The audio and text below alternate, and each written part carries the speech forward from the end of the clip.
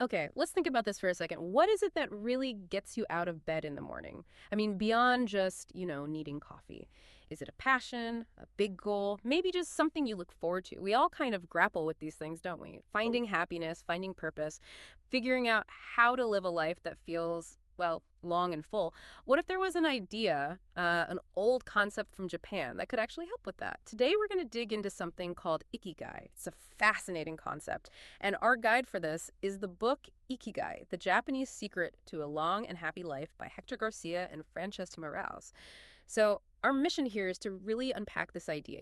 Where did it come from? What's the wisdom inside? And importantly, what could it mean for you? We'll cover what Ikigai actually is, the story behind the book's insights, its real strengths, and maybe a couple of things to keep in mind too. Sound good? Sounds great. And Ikigai, it's it's a beautiful concept, really. The book does a wonderful job making it accessible. You often hear it translated as a reason to live or a reason for being.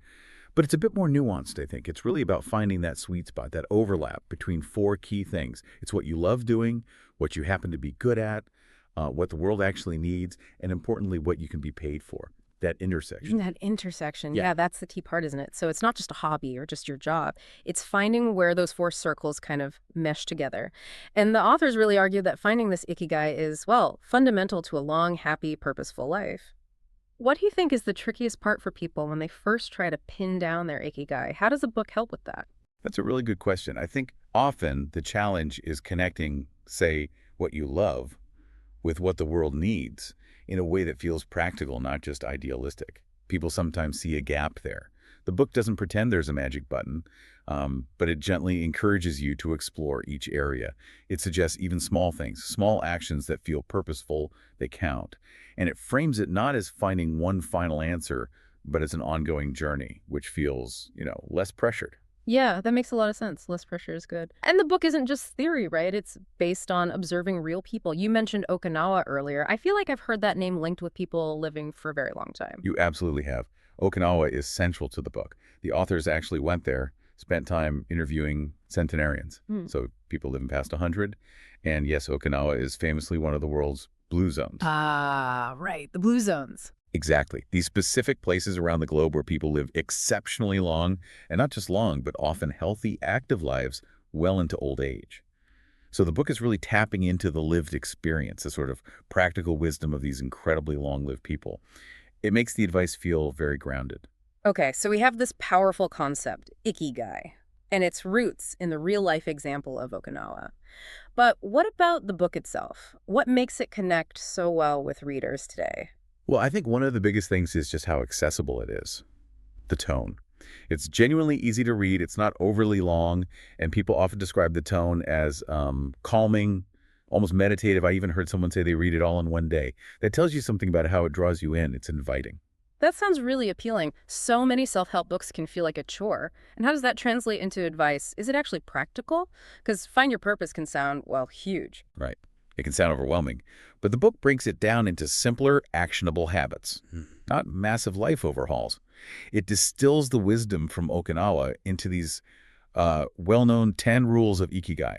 Things like hara hashibu, eating only until you're 80% full. That's a common practice in these communities. Yeah, Gentle moderation. 80% full. Or another one, don't retire, which, sounds a bit startling at first. Yeah, tell me about it, especially for people counting down the days. Exactly. But the book unpacks it. It's not really about staying in a 9-to-5 job forever. It's more about maintaining a sense of purpose, staying active, staying connected socially, even after formal work stops, like many of the Okinawans they interviewed. Ah, okay. Redefining retirement almost. Precisely.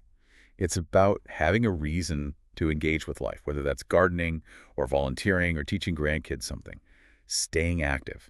Another rule is take it slow, which connects to finding joy in the process, not just rushing towards an outcome. It links to that idea of flow. That's interesting, that blend of simple habits but profound ideas. And it's not all purely Japanese philosophy, is it? I heard they weave in some Western concepts too. How does that work? Yeah, they do it quite skillfully, actually. It makes the Eastern ideas maybe more relatable for a Western audience. They bring in things like Viktor Frankl's logotherapy. His ideas about finding meaning even in difficult circumstances. Right, finding meaning through suffering. Exactly. Which resonates with Ikigai not always being about constant bliss, but about having that reason to be even when things are tough. And they also talk about Mihaly Csikszentmihalyi's concept of flow. Oh, yeah, flow state, being totally absorbed in something. Spot on. That feeling of being completely immersed, almost effortless effort, it perfectly describes how many Okinawans approach their activities, their Ikigai. So these Western concepts act like familiar bridges, helping readers connect with the deeper psychological aspects of Ikigai. It feels less foreign, maybe. That makes sense. It sounds like it creates a really broad appeal, almost like a gateway into thinking about self-improvement. That's a great way to put it, a gateway. It's often seen as this really warm, gentle starting point. It gets praised for its simplicity, its warmth. So it's great for people who might be put off by, really dense philosophical texts, but are curious about purpose and mindfulness. Okay, so it's clearly got a lot going for it, accessible, inspiring, practical habits. But let's touch on a few nuances for balance. Some people, and I might include myself here slightly, feel it could perhaps go a bit deeper with real-life examples or case studies. It feels more like a beautiful overview. That's a fair point, and it comes up. It is more of an introduction. And I think if you're someone who really wants the deep, detailed science and stories behind longevity, you might want to pair Ikigai with something like, say, The Blue Zones by Dan Buettner. Ah, okay, so use them together. Yeah, Buettner's work goes into much more granular detail about the specific diets, social structures, environments in those long-living communities. Ikigai is more focused on the purpose aspect, the why. Got it. And what about the cultural side? It introduces Japanese ideas, but does it maybe simplify things a bit too much for accessibility, lose some cultural depth? It's possible. Yeah. That's often the trade-off, isn't it? To make something universally appealing, you sometimes have to sand down the very specific cultural edges. It definitely offers a taste, a really valuable introduction to these concepts. But for a really deep dive into Japanese philosophy itself, or the full complexities of Okinawan culture, yeah, you'd probably need to explore further. Think of Ikigai as building a bridge. It's not the entire other shore, if that makes sense. It does, yeah, a starting point. So thinking about our listeners, who is this book, this deep dive into Ikigai, really perfect for? Well, I'd say if you're listening, you're looking for a guide that feels warm, positive, uplifting, Mhm. something to help you think about connecting passion, purpose, and just your everyday life. This is probably for you. It's a really nice companion for that kind of reflection. Absolutely. And if you like wisdom that's kind of bite-sized, paired with those actionable habits we talked about, like the 10 rules, you'll likely get a lot out of it. It really does feel like a perfect starter book if you're curious about meaning, mindfulness, maybe some simple longevity ideas. So wrapping up, Ikigai the book is this really charming, quite concise introduction to finding more joy and purpose day to day. It's definitely not some heavy academic work, but it's like a heartfelt invitation. An invitation to just pause and reflect, to think about what actually gets you up in the morning and why that simple question matters so much for a life that feels truly fulfilling. Exactly. It really prompts you to consider, what could your Ikigai be? What might that unique intersection look like for you? Just exploring that idea, understanding that finding your reason for being can be transformative. Yeah. It shifts your focus from just getting through the day to maybe thriving. So here's a thought to leave you with as you go about your day.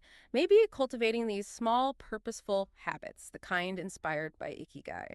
Maybe that's not just about having a better day to day. Maybe it's a key to unlocking a life that's not only longer, but also deeper, more meaningful. How could you start your own journey, even in a small way, to bring a bit more purpose, a bit more Ikigai into your everyday? What tiny discovery might be waiting just around the corner?